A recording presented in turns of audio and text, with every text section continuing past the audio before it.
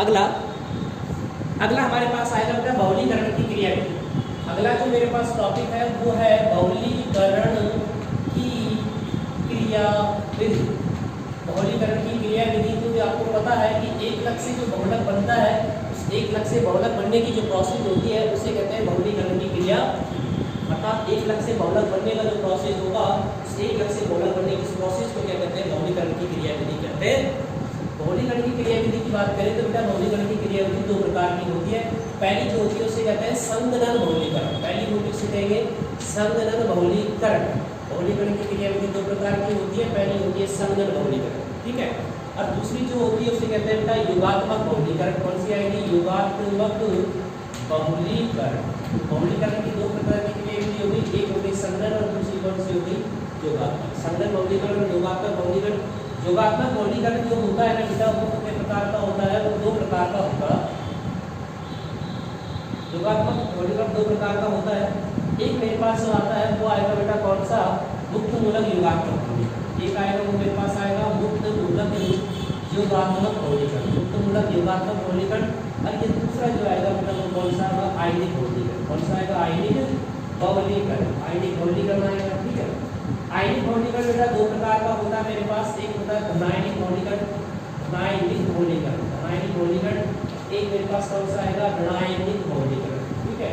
इस वाले चैप्टर में हम बेटा क्या कर रहे हैं? बहुलीकरण की क्रियाविधि की बात कर रहे हैं, है ना बेटा। बहुलीकरण की क्रियाविधि की अगर हम बात करते हैं तो बहुलीकरण की क्रियाविधि बेटा कितने प्रकार की होती है? बहुलीकरण की क्रियाविधि दो प्रकार की होती है।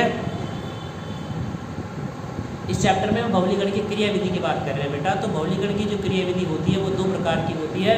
एक मेरे पास होती है संगनन बहुलीकरण और दूसरी जो होती है उसे कहते हैं योगात्मक। योगात्मक बहुलीकरण बेटा दो प्रकार का होता है। एक मेरे पास होगा मुक्त मूलक योगात्मक बहुलीकरण और दूसरा जो होगा मेरे पास वो कौन सा होगा? आयनिक। आयनिक बहुलीकरण बेटा दो प्रकार का होता है, धनायनिक बहुलीकरण और दूसरा कौन सा होता है बेटा? ऋणायनिक।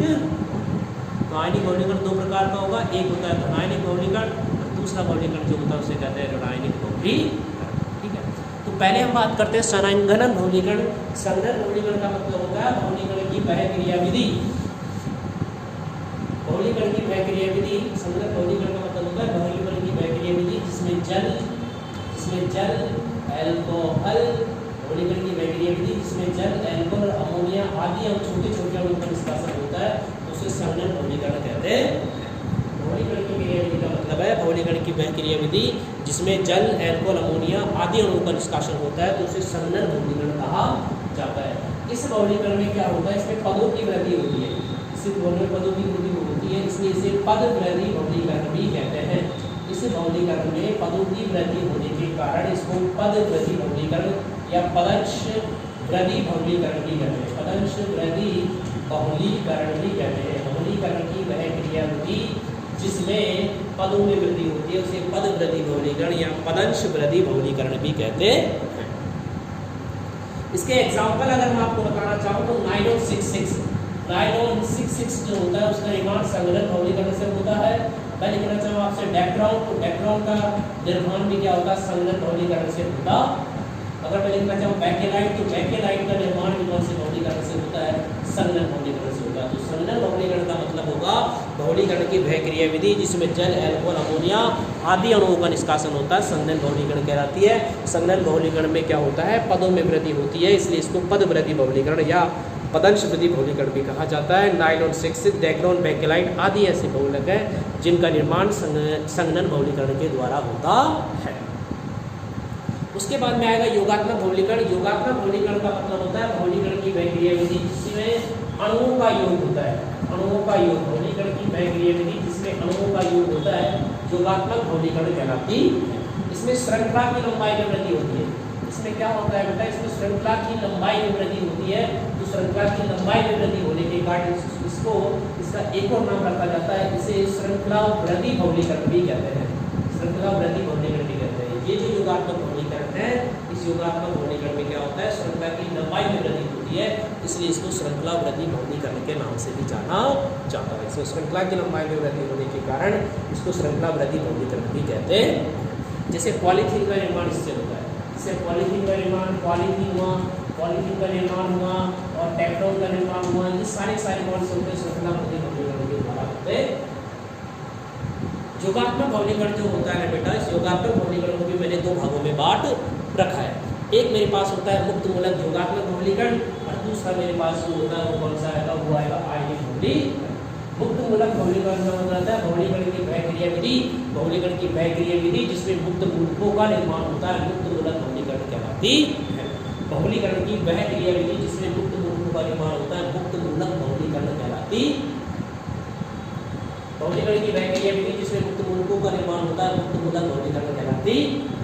भौलीकरण की इस क्रिया विधि में क्या होता है, इस क्रिया विधि में तीन पद होते हैं। पॉलीथीन का निर्माण इसी भौलीकरण के द्वारा होता है। पॉलीथीन का निर्माण जो होता है इसी भौलीकरण के द्वारा होता है। इसमें तीन पद होते हैं। पहला पद जो होता है उसे कहते हैं श्रृंखला वृद्धि भौलीकरण, श्रृंखला वृद्धि। दूसरा जो होता है श्रृंखला वृद्धि नहीं, श्रृंखला प्रारंभिक पद। पहला आएगा श्रृंखला प्रारंभिक पद आता है और दूसरा जो पद आता है उसे कहते हैं श्रृंखला वृद्धि और तीसरा जो होता है उसे कहते हैं श्रृंखला समापन, श्रृंखला समापन। तो तीन पद हो जाते हैं मेरे पास। पहला पद जो होता है उसे कहते हैं श्रृंखला वृद्धि भौलीकरण, दूसरा जो पद होता है उसे कहते हैं श्रृंखला, पहला पद होता है उसे कहते हैं श्रृंखला प्रारंभिक पद, दूसरा होता है श्रृंखला वृद्धि और तीसरा होता है श्रृंखला समापन। श्रृंखला प्रारंभिक पद का मतलब होता है भौलीकरण की वह क्रिया विधि जिसमें श्रृंखला का प्रारंभ होता है, उसे श्रृंखला प्रारंभिक पद कहते हैं। श्रृंखला प्रारंभिक पद में क्या होता है, श्रृंखला प्रारंभिक पद में एक पदार्थ की जरूरत पड़ती है, उस पदार्थ को हम प्रारंभक पदार्थ कहते हैं। प्रारंभक पदार्थ का मतलब होता है वह पदार्थ जो श्रृंखला को स्टार्ट करता है, प्रारंभक पदार्थ कहलाता। प्रारंभक पदार्थ का सबसे अच्छा एग्जाम्पल होता है वो होता है बेंजोइल पेरोक्साइड। बेंजोइल पेरोक्साइड होता है वो एक प्रारंभक पद होता है C6H5 और ये C6H5 और ये C डबल बॉन्ड O और ये O C double bond O, ये C6H5 क्या होता है, प्रारंभक पदार्थ होता है, इस श्रृंखला को प्रारंभ करता है। दूसरा जो मेरे पास आता है बेटा वो आता है श्रृंखला वृद्धि भौलीकरण। श्रृंखला वृद्धि का मतलब है इस पद में श्रृंखला की लंबाई में वृद्धि होती है। और तीसरा जो पद आता है इसे कहते हैं श्रृंखला समापन पद। श्रृंखला समापन पद का मतलब होता है यह पद जिसमें श्रृंखला समाप्त होती है, इसे श्रृंखला समापन पद कहा जाता है। श्रृंखला समापन का मतलब होता है वह पद जिसमें श्रृंखला की लंबाई में श्रृंखला समाप्त होती है, उसे श्रृंखला समापन पद कहा जाता। यहाँ तक हमको ध्यान समझ में। श्रृंखला समापन में एक चीज हम जो यूज करते हैं जिसे कहते हैं निरोधक। निरोधक का मतलब होता है वे रासायनिक पदार्थ जो श्रृंखला को समाप्त करते हैं वो क्या कहलाते हैं, वे रासायनिक पदार्थ जो श्रृंखला को समाप्त करते हैं निरोधक कहलाते हैं। इसके लिए बहुत सारी चीज़ों का नाइट्रोबेंजीन होता है। नाइट्रोबेंजीन किसका काम करता है बेटा, नाइट्रोबेंजीन है ना वो निरोधक का काम करता, निरोधक का काम करता है। कौन, नाइट्रोबेंजीन। नाइट्रोबेंजीन निरोधक का काम करता। उसके बाद में भौलीकरण की दो क्रिया विधि हमारे पास आती है। भौलीकरण की जो एक क्रिया विधि होती है उसे कहते हैं धनायनिक भौलीकरण। भौलीकरण की जो एक क्रिया विधि होती है उसे कहते हैं धनायनिक भौलीकरण। धनायनिक भौलीकरण में क्या होता है, इसमें धनायन का निर्माण होता है। क्या होता है, इसमें धनायन का निर्माण होता है और ये जो भौलीकरण की क्रिया विधि होती है वो अम्ल के द्वारा उत्प्रेरित होती है, इसलिए इसे अम्ल उत्प्रेरित भौलीकरण भी कहते हैं। भौलीकरण की वह क्रिया विधि योगात्मक भौलीकरण की वह क्रिया विधि जिसमें धनायन का निर्माण होता है, धनायनिक भौलीकरण कहलाती है। इसमें यह अम्ल के द्वारा उत्प्रेरित होती है। अम्ल के द्वारा उत्प्रेरित होने के कारण इसको अम्ल उत्प्रेरित भौलीकरण भी कहा जाता है। वे समूह जिनमें इलेक्ट्रॉन दाता समूह उपस्थित होते हैं उनका निर्माण इसी क्रिया विधि से होता है। ऋणायनिक भौलीकरण का मतलब होगा भौलीकरण की वह क्रिया विधि जिसमें ऋणायनों का निर्माण होता है, ऋणायनिक भौलीकरण कहलाती। भौलीकरण की वह क्रिया विधि जिसमें ऋणायनों का निर्माण होता है, ऋणायनिक भौलीकरण कहलाती है। यह क्रिया विधि जो होती है किसके द्वारा बेटा, यह क्रिया विधि क्षार के द्वारा उत्प्रेरित होती है, इसलिए इसे क्षार उत्प्रेरित भौलीकरण भी कहते हैं। इसे इसका में क्षार उत्प्रेरित भौलीकरण नाम है। उसके बाद में देखो बेटा मेरे पास एक और टॉपिक है जो बहुत इंपॉर्टेंट है, वो है जैव निम्नीकृत घोलक। जैव निम्नीकृत घोलक, निम्नीकृत घोलक एक तो होता है जैव निम्नीकृत घोलक और दूसरा मेरे पास आएगा अजैव निम्नीकृत घोलक।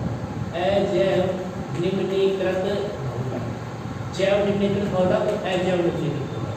जैव निम्नीकृत घोलक का मतलब होता है वे घोलक जो सूक्ष्म जीवाणुओं के द्वारा अपघटित हो जाते हैं, जैव निम्नीकृत घोलक कहलाते हैं।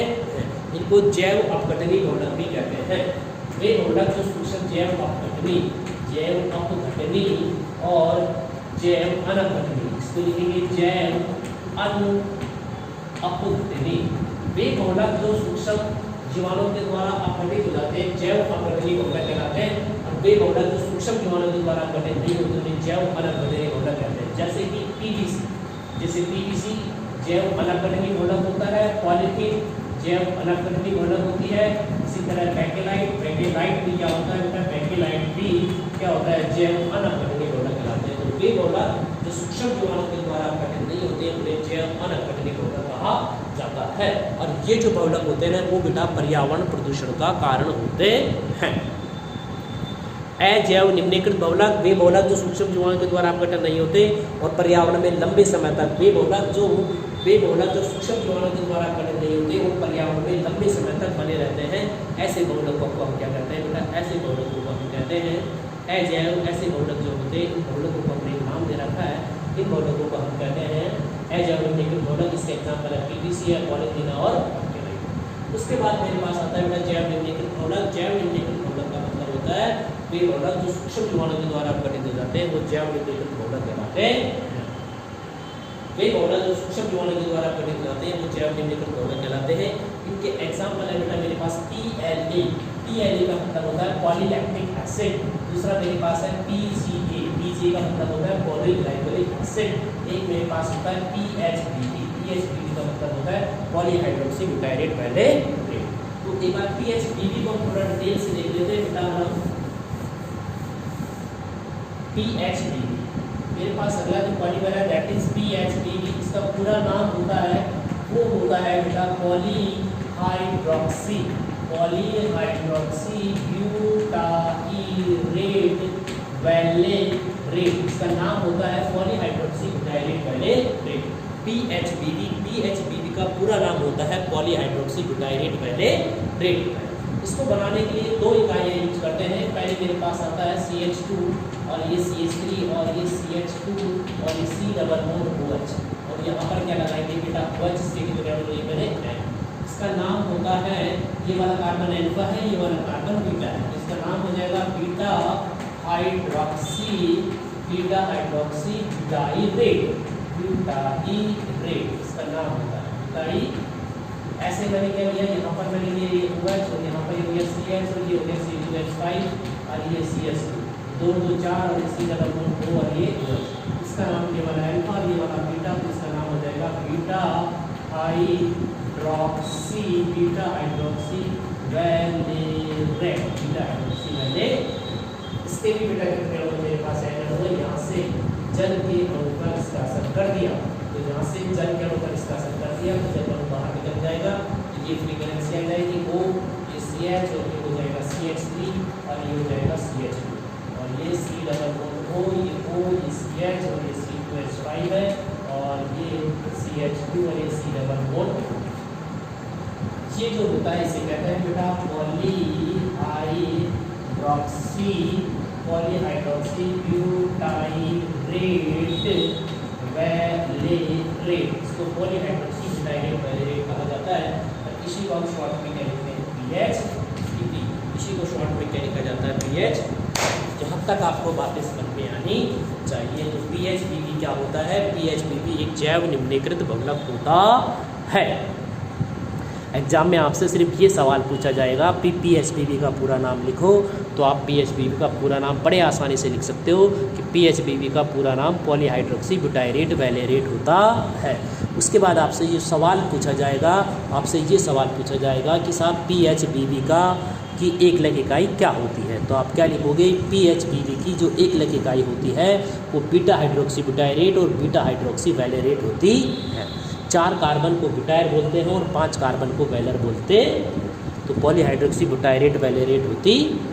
उसके बाद हम बात करते हैं कि PHBB का उपयोग होता है वो अस्थि पैकेजिंग में किया जाता है और इसका उपयोग शस्त्राणु या हेलमेट बनाने में भी किया जाता है। ठीक है, ये चिकित्सा के क्षेत्र में भी इसका उपयोग किया जाता है। तो ये सारी चीज़ें आपको अच्छे से ध्यान रखनी। ओके।